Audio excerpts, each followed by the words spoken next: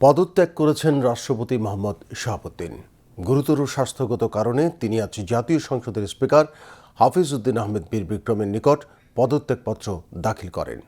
পদত্যাগপত্রে রাষ্ট্রপতি উল্লেখ করেন, তিনি গুরুতর অসুস্থ, হৃদরোগ, উচ্চ রক্তচাপ, ডায়াবেটিস ও কিডনি জটিলতায় ভুগছেন। তার হৃদযন্ত্রে বাইপাস সার্জারি হয়েছে। ইদানিং স্বাস্থ্য পরীক্ষায় অটোনমিক নিউরোপ্যাথি নামক রোগ শনাক্ত হয়েছে। এই রোগের কারণে তিনি মাঝে মাঝে ক্ষণিক অচেতন হয়ে যান।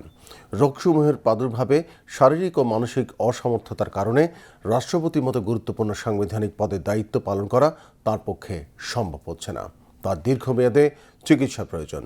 তিনি পদত্যাগপত্রে আরও লিখেন, এমত অবস্থায় সংবিধানের ৫০(৩) অনুচ্ছেদের বিধান অনুযায়ী আমি রাষ্ট্রপতি পদ হতে পদত্যাগ করছি। গণপ্রজাতন্ত্রী বাংলাদেশের সংবিধানের ৫৪ অনুচ্ছেদ অনুযায়ী নতুন রাষ্ট্রপতি নির্বাচিত হয়ে দায়িত্ব গ্রহণ না করা পর্যন্ত জাতীয় সংসদের স্পিকার রাষ্ট্রপতির দায়িত্ব পালন করবেন।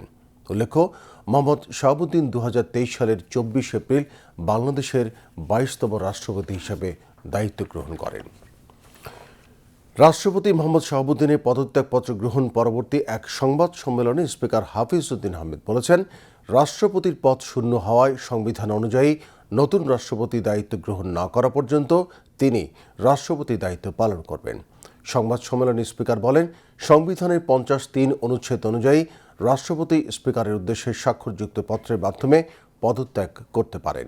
আর ৫৪ অনুচ্ছেদে বলা হয়েছে, রাষ্ট্রপতির পদ শূন্য হলে কিংবা অনুপস্থিতি, অসুস্থতা বা অন্য কোনো কারণে তিনি দায়িত্ব পালনে অসমর্থ হলে নতুন রাষ্ট্রপতি নির্বাচিত না হওয়া পর্যন্ত স্পিকার রাষ্ট্রপতির দায়িত্ব পালন করবেন। পদত্যাগপত্রটি আমি গ্রহণ করেছি এবং জাতীয় সংসদ সচিবালয়ের রেকর্ডে সংরক্ষণ এবং প্রয়োজনীয় প্রশাসনিক কার্যক্রম গ্রহণের জন্য নির্দেশ প্রদান করা হলো। সংবিধানে ইতিমধ্যে আপনারা জানেন, যেদিন আমি স্পিকার হিসেবে শপথ নিয়েছি সেই দিনই ভারপ্রাপ্ত রাষ্ট্রপতি হিসেবেও শপথ নিয়েছি যদি প্রয়োজন হয়।